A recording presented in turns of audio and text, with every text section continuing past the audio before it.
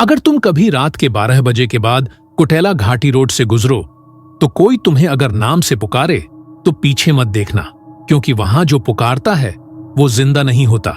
ये कहानी मेरे एक सब्सक्राइबर रोहित की है, जो छत्तीसगढ़ के मैनपाट के रहने वाले हैं, और उन्होंने जो कुछ भी उस रात देखा उसे सुनकर तुम भी शायद कभी रात में अकेले सफर करने की हिम्मत ना करो।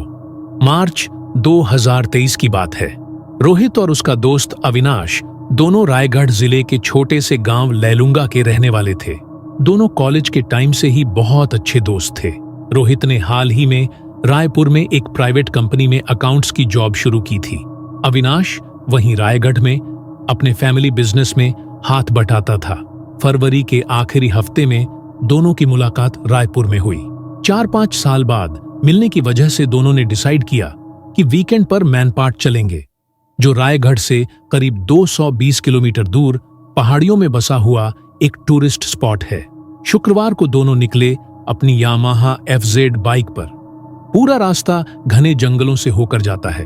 धर्मजयगढ़, कोरबा, पत्थलगांव होते हुए मैनपाट पहुंचने में करीब 6 घंटे लगते हैं। रास्ते में ढेरों जगह हैं जहां नेटवर्क नहीं आता और जहां एक बार रात ढले तो बस सन्नाटा होता है। शुक्रवार को दोपहर में दोनों निकल पड़े। सफर हंसी मजाक में बीता। शनिवार का पूरा दिन उन्होंने मैनपाट में घूमने में निकाला। झरने, व्यू पॉइंट और रात को एक छट्टे से होम स्टे में रुके। रविवार की सुबह उन्हें वापस निकलना था, लेकिन उस दिन रोहित को कंपनी से कॉल आया, कल सुबह 9 बजे तक रिपोर्ट भेजनी है। सर ने खुद कहा है, लेट हुआ तो सैलरी कटेगी। रोहित के माथे पर पसीना आ गया।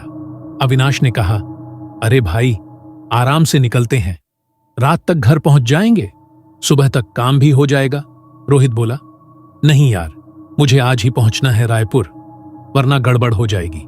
शाम के करीब 7:45 दोनों ने मैनपाट से वापसी शुरू की, यानी पहाड़ी रास्ते से नीचे उतरते हुए उन्हें पत्थलगांव फिर धर्मजयगढ़ होकर रायगढ़ जाना था। रास्ता सुनसान था और जैसे जैसे रात बढ़ती गई ठंडी हवा और भी तेज होने लगी।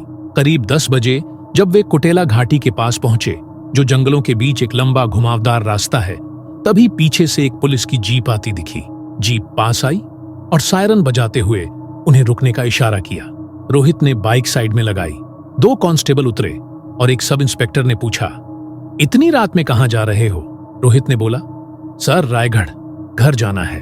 अफसर ने माथे पर बल डालते हुए पूछा, कौन से रास्ते से जा रहे हो? यही, कुटेला घाटी रोड से। ये सुनते ही पुलिस वालों के चेहरों का रंग उड़ गया। एक सिपाही बोला, साहब, वही घाटी जहां कल रात। अफसर ने उसे चुप कराते हुए कहा, बस रहने दो। फिर रोहित और अविनाश की तरफ मुड़कर बोला, बेटा, उस घाटी से आज मत निकलना, आगे कुछ ठीक नहीं है। 2 ट्रक ड्राइवर कल रात से गायब हैं। गांव वाले भी कहते हैं कुछ दिखता है वहां। अविनाश हंसते हुए बोला, अरे साहब, हम 2 हैं, डरते नहीं हैं, सुबह तक घर पहुंचना है। अफसर ने सिर हिलाया, बोला, ठीक है, जाओ, लेकिन सुनो, अगर कोई तुम्हें नाम से पुकारे पीछे मत देखना। दोनों ने हंसते हुए हामी भरी और आगे बढ़ गए। अब रात के करीब 11:30 बज रहे थे। जंगल का इलाका शुरू हो चुका था। सड़क पर बस बाइक की हेडलाइट थी और दूर दूर तक कोई इंसान नहीं। पेड़ों के बीच से हवा ऐसी आवाज कर रही थी जैसे कोई फुसफुसा रहा हो। अविनाश बोला, भाई, ये जगह तो बहुत डरावनी है।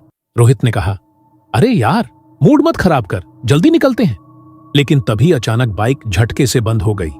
इंजन स्टार्ट ही नहीं हो रहा था। रोहित बोला, शायद पेट्रोल कम है। अविनाश उतरा, बोला, नहीं, मीटर तो आधा दिखा रहा है। उन्होंने बाइक किनारे लगाई और मोबाइल की फ्लैशलाइट ऑन की। सामने बस धुंध और सड़क के दोनों ओर घना जंगल। अविनाश ने कहा, भाई, पीछे थोड़ा देख कर आता हूं। रोहित ने उसे मना किया, अरे नहीं जा, यहां कुछ भी दिख नहीं रहा। लेकिन अविनाश पहले ही फ्लैशलाइट लेकर पीछे की ओर चल पड़ा। 2 मिनट बीते, फिर 5 मिनट, कोई आवाज नहीं।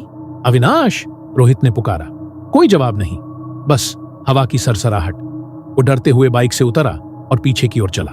लगभग 20 मीटर दूर उसे किसी के चलने की आवाज आई, धीमी घिसटती हुई चाल। उसने कहा, अविनाश। तभी पीछे से आवाज आई, रोहित। वो पलटा, कोई नहीं था। दिल जोर जोर से धड़कने लगा।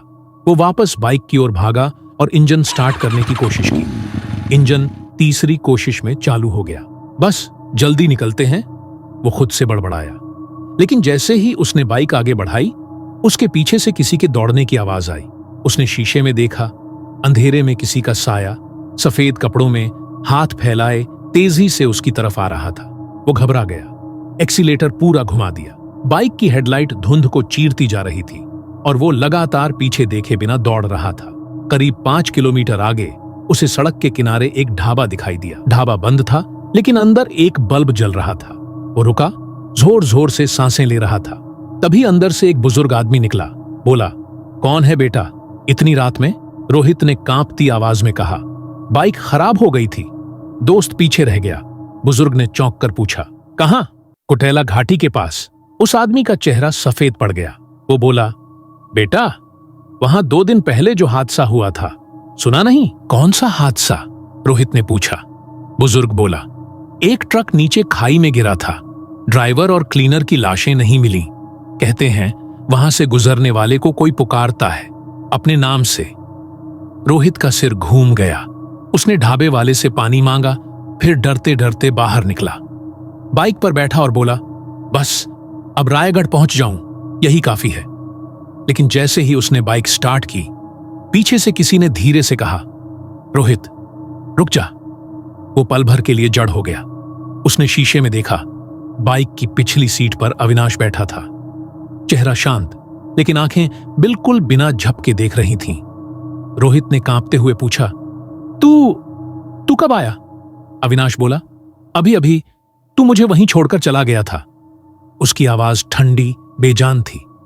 रोहित ने कुछ नहीं कहा, बस तेजी से बाइक आगे बढ़ा दी। बाइक अब पूरी रफ्तार में थी। रोहित की नजर आगे सड़क पर थी, लेकिन उसका दिल अब भी पीछे अटका हुआ था। उस आवाज पर, उस चेहरा विहीन अंधेरे पर, और अब इस पर कि अविनाश सच में पीछे बैठा है या नहीं। उसने हिम्मत करके शीशे में दोबारा देखा। पीछे वही चेहरा था, बस इस बार मुस्कुरा रहा था। धीरे से बोला, तू डर गया ना रोहित? रोहित के गले से आवाज नहीं निकली। उसने कुछ जवाब नहीं दिया, बस बाइक और तेज चला दी। कुछ देर बाद सड़क पर मोड़ आया। एक पुराना बोर्ड दिखाई दिया जिस पर लिखा था, भटगांव 12 किलोमीटर, धर्मजयगढ़ 35 किलोमीटर।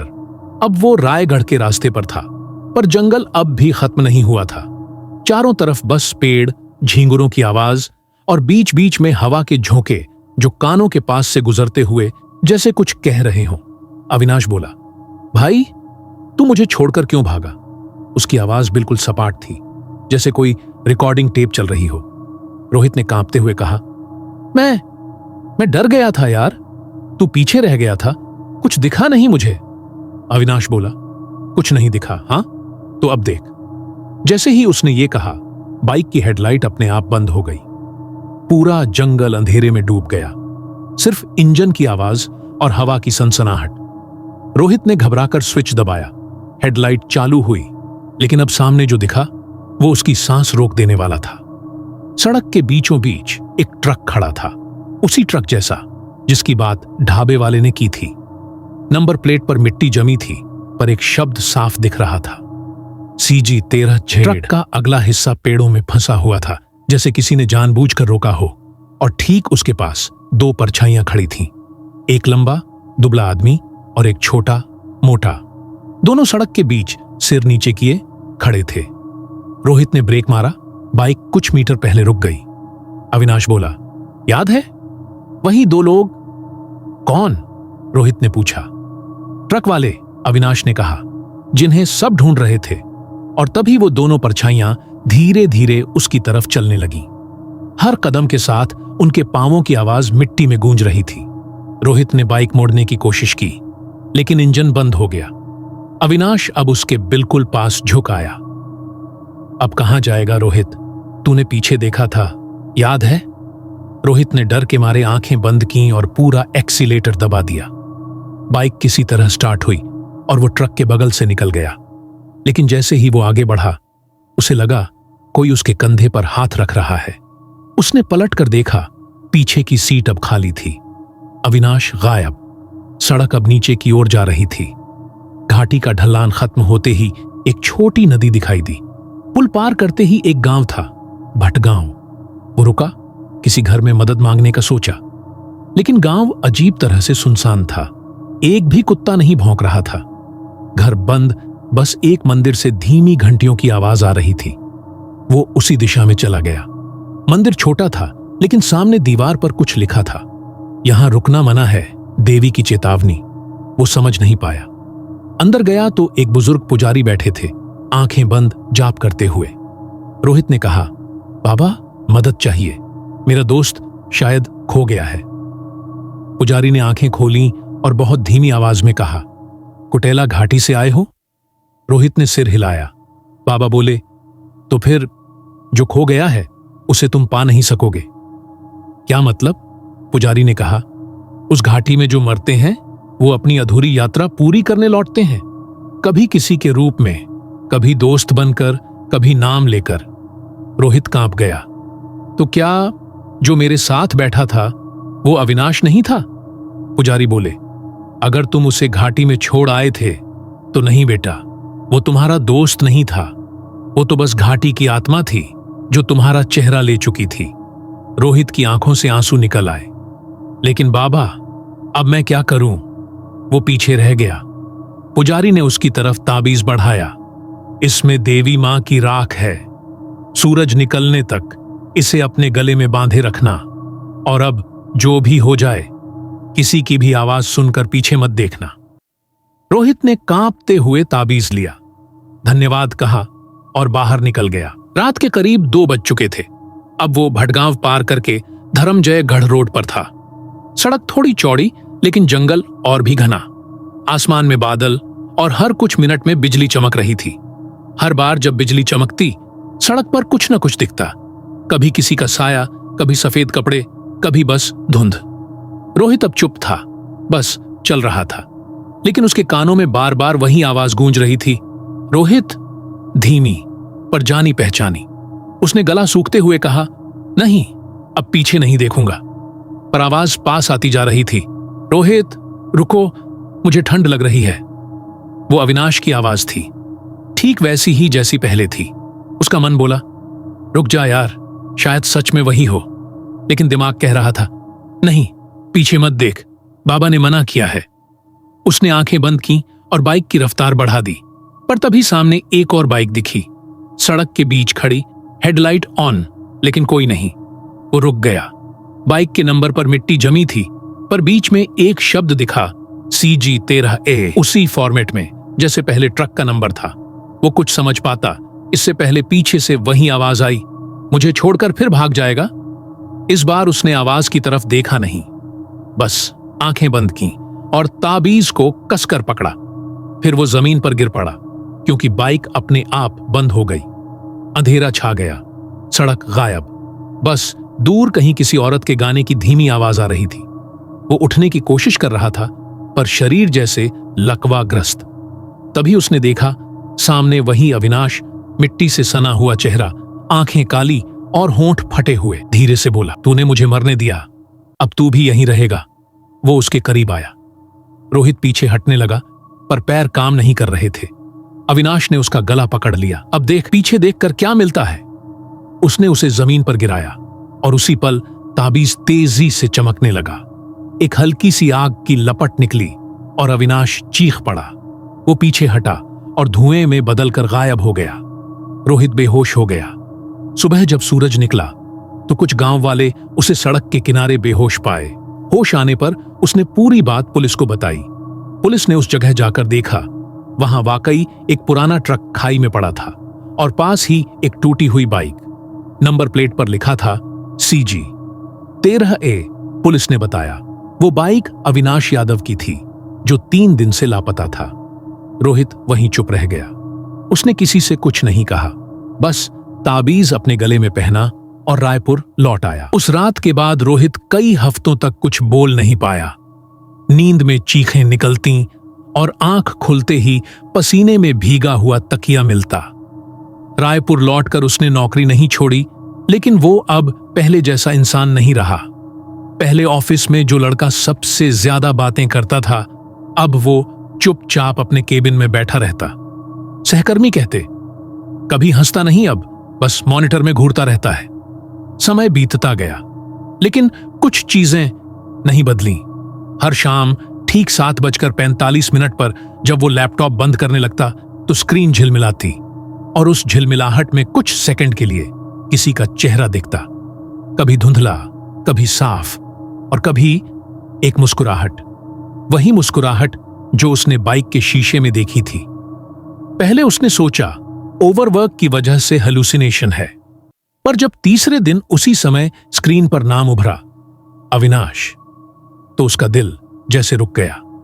उसने घबराकर सिस्टम बंद किया, लाइटें ऑन की।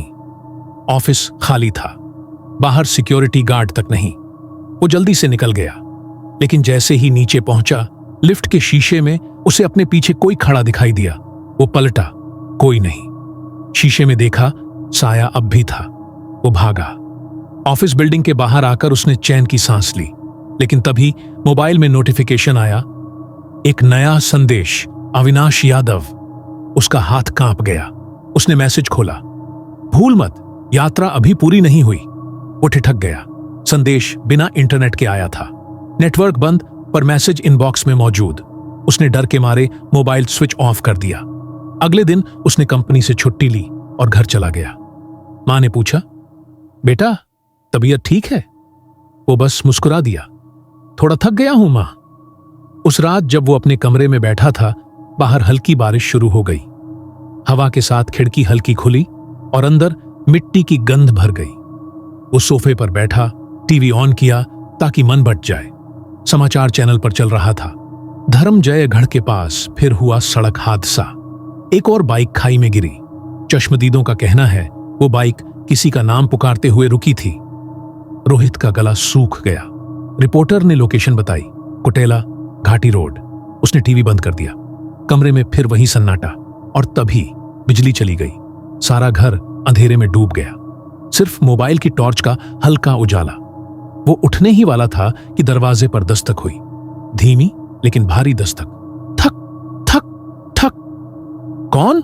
उसने कांपते हुए पूछा। कोई जवाब नहीं, सिर्फ फिर वही दस्तक और ज्यादा जोर से। उसने धीरे से दरवाजा खोला।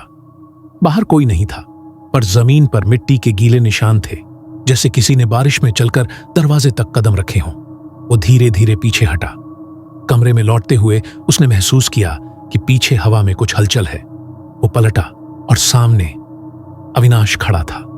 चेहरा वैसा ही जैसे उस रात घाटी में देखा था। आंखें काली, कपड़े फटे, शरीर से धुआं निकलता हुआ। क्यों भागा फिर रोहित? उसकी आवाज अब पहले जैसी नहीं थी, बल्कि गहरी, कई आवाजों का मेल। मैंने तुझे नहीं मारा, रोहित चिल्लाया। मैं डर गया था, बस डर गया था। अविनाश हंसा। डर गया था या मुझे मरने के लिए छोड़ दिया था? फिर वो आगे बढ़ा। हर कदम के साथ उसकी देह का हिस्सा धुएं में बदलता जा रहा था। रोहित पीछे हटता गया और अचानक ताबीज का ध्यान आया। उसने गर्दन टटोली, ताबीज गायब। अविनाश मुस्कुराया। वो तो घाटी में रह गया जहां तुमने मुझे छोड़ा था। और तभी कमरे की दीवारें हिलने लगीं।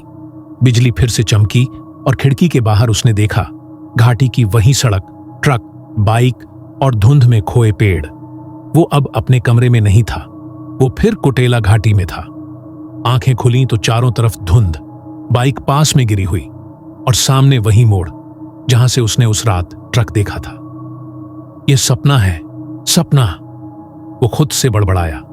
लेकिन कानों में वही आवाज गूंजने लगी।